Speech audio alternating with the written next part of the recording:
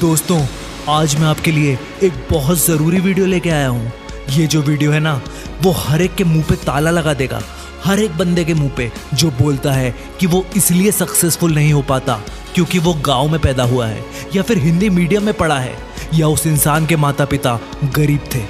इस वीडियो में मैं तुम सबको ये प्रूव कर दूंगा कि ये सब बहाने होते हैं, और जिसको कुछ करना गुजरना होता है ना, वो कैसे भी करके जीत पा ही लेता है।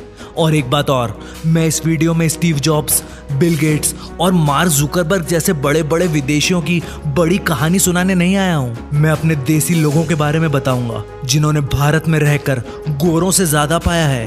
भाइयों, लोग बोलते हैं ना कि भारत बहुत पिछड़ा हुआ देश है और यहाँ पर किसी का फ्यूचर नहीं बन सकता। ऐसी बातें क्विक हील एंटीवायरस के मालिक कैलाश कटकर को भी उनके दोस्त बोलते थे।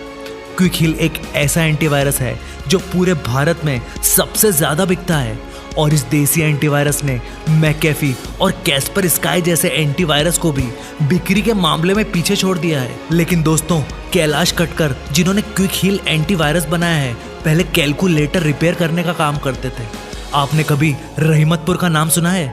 नहीं सुना होगा, क्योंकि ये एक बहुत ही छोटा सा गांव है, और इसी गांव में कैलाश कटकर ने जन्म लिया था। जब 200 करोड़ के बिजनेस को चलाने वाले कैलाश एक छोटे से गांव के हो सकते हैं, तो आप भी एक छोटे से गांव में पैदा होकर सफलता को प्राप्त क्यों नहीं कर सकते? कैलकुलेटर ही नहीं, कैलाश कटकर ने छोटे रेडियो स्टेशन पर भी काम किया।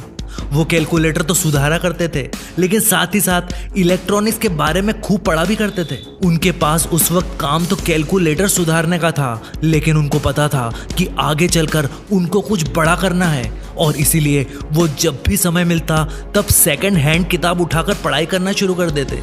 धीरे धीरे उन्होंने इतना पढ़ लिया कि उन्होंने पहले तो खुद का कैलकुलेटर रिपेयर का बिजनेस खोला और फिर सॉफ्टवेयर बनाने की कंपनी खड़ी कर ली। दोस्तों, दिन में चाहो तो 8 घंटे की नौकरी करने के बाद भी इंसान पढ़ाई कर सकता है और अपनी स्किल्स को खूब तराश सकता है। 2007 में जब उन्होंने क्विक हील टेक्नोलॉजीज नामक कंपनी खोली, तब उन पर हंसने वाले लोगों ने ही उनको आगे चलकर गुरु मानना शुरू कर दिया। दोस्तों, एक आदमी जिनके पिताजी कोर्ट में 10 घंटे टाइपिंग का काम करते थे, उसने बड़े होकर जोहो नाम की कंपनी खड़ी कर ली, जिसकी वैल्यूएशन आज $1 बिलियन से भी ऊपर है। और जिसने ये कंपनी बनाई थी, वो इंसान एक गरीब परिवार का था। श्रीधर वेम्बू उसका नाम था। उनके माता पिता दोनों ने कभी कॉलेज का गेट तक नहीं देखा था। तमिल मीडियम में पढ़े श्रीधर ने खुद से ही इंग्लिश सीखी और अपने आप को कंप्यूटर्स के मामले में एक तरफा नॉलेज वाला बंदा बना लिया। जैसे ही उनको अपॉर्चुनिटी दिखी, वैसे ही उन्होंने अपना प्रोडक्ट फटाफट बनाकर लॉन्च कर दिया, और आज उनका प्रोडक्ट जोहो नाम से बिकता है और पूरी दुनिया में फेमस है। दोस्तों, एक और बात बेहद ज़रूरी है, पैसा हर किसी स्ट्रीम में कमाया जा सकता है। ज़रूरी नहीं कि आपको किसी चीज़ का हाईटेक ज्ञान ही हो, बस जज्बा चाहिए। जज्बा, ऐसा जज्बा जैसा प्रेम गणपति के पास था। प्रेम को द डोसा वाला भी कहा जाता है, क्योंकि एक ऐसे इंसान हैं जिन्होंने एक गुमटी से शुरुआत की, लेकिन बढ़ाते बढ़ाते आज डोसे के 26 आउटलेट खोल लिए और अपनी कंपनी का टर्नओवर 5 करोड़ रुपए से भी ऊपर कर लिया।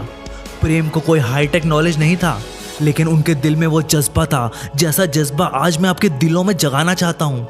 प्रेम पहले मुंबई में बर्तन मांजने का काम करते थे, फिर वेटर बने, फिर डोसे का स्टॉल खोला, और फिर धीरे धीरे उन्होंने पैसों को सेव करना शुरू कर दिया और अपने डोसों का कारोबार बढ़ाते गए।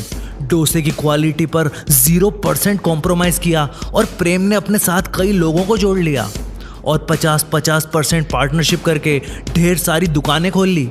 ये दुकानें आज पूरे साउथ में फैली हुई हैं।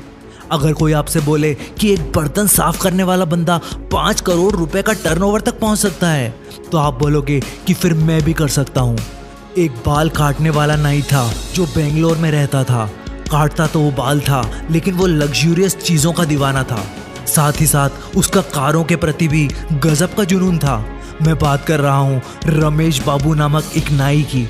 दोस्तों, रमेश बाबू कोई ऐसे वैसे नाई नहीं है।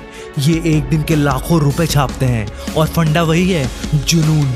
रमेश के पिता भी एक नाई थे जो सिर्फ 7 साल की उम्र में रमेश को छोड़कर हमेशा के लिए चले गए।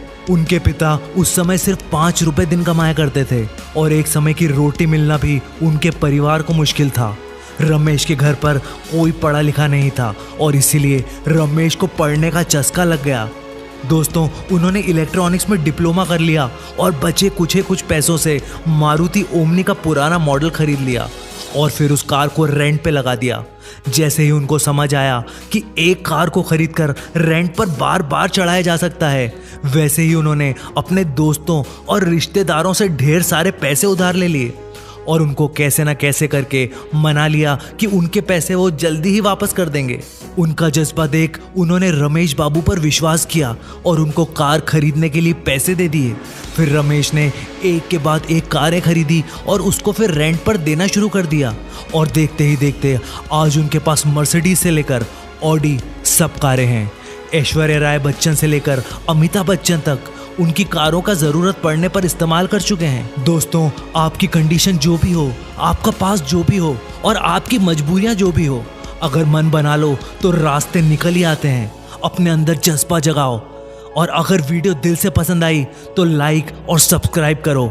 हमेशा याद रखो, यू कैन डू वंडर्स।